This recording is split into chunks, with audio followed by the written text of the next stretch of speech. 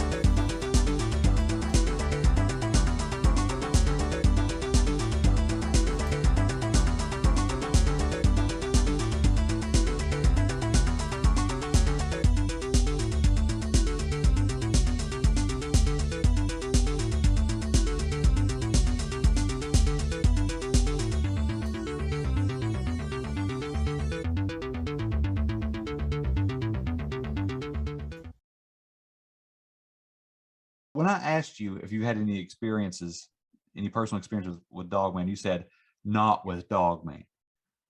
Right. Are you open to share some stories? Sure. Some things that Well, you have. my biggest experience, and I do believe it was a Bigfoot.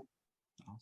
It was the first week of November, and I had driven up to see my mom in Minnesota. It was the week of Halloween. So going up, all the deer were like lining the sides of the road waiting to be deer tartare. I learned very quickly, you get behind a semi-truck and they hit the deer. By the time you go over what remains of the deer, there's nothing left. So that's how I planned my trip up, was just stay behind a semi-truck, you'll be fine. And so we got up there.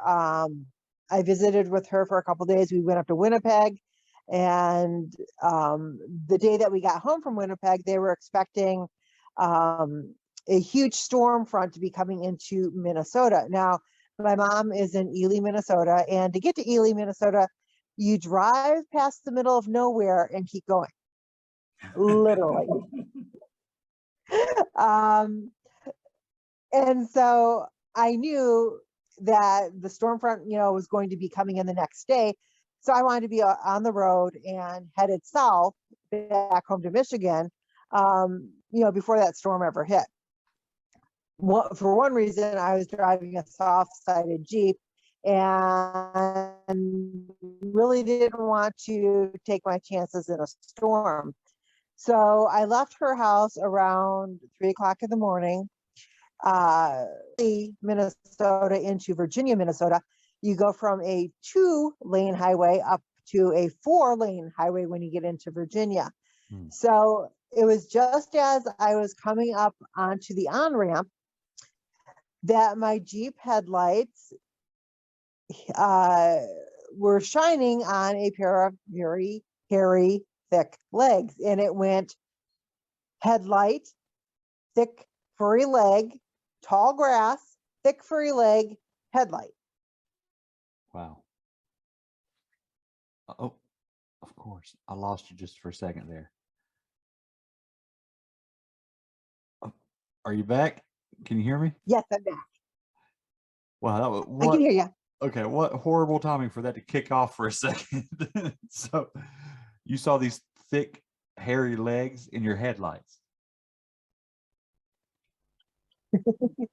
Oh no. Very thick, hairy legs. And at this time of the year, I know that it was because this was the first week of November. This was Minnesota. Some background information. My mom is the bear curator at the North American Bear Center. So we know black bears very well. So it was not a black bear because they were in hibernation. The hair on the legs was too thick and furry and shaggy for it to have been a moose. They have a very nice velvet on their legs. Mm-hmm. Not, what I was seeing. I could tell from what my headlights revealed that these legs. They were dark brown, but with like a reddish cast to them. So an animal that's been exposed to the elements for a long period of time. Even black bears are not really black once you look at them. And this had, wherever the head and chest of this animal was higher than what my head was sitting in my Jeep. So standing outside of my Jeep, I am 5'8", and the canopy of my Jeep was just about chin level. So with that knowledge, wherever the head and chest of this creature was, it was 6 or 7 feet, tall, with, the head being probably about 8 foot. Wow. And so I got a good 30-second, view of this creature. But as I'm doing this, I'm driving past it, going up onto the 4-lane highway.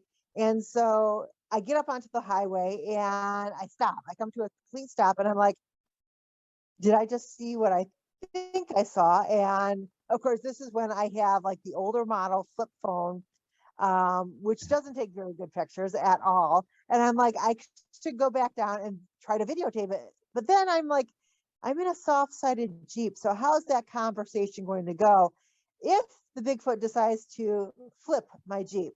Yeah. The police officers are probably not going to believe me. The tow truck driver is probably going to be, okay. My mom might believe me because she knows I'm a researcher of this stuff. I had my sighting. I know what I saw.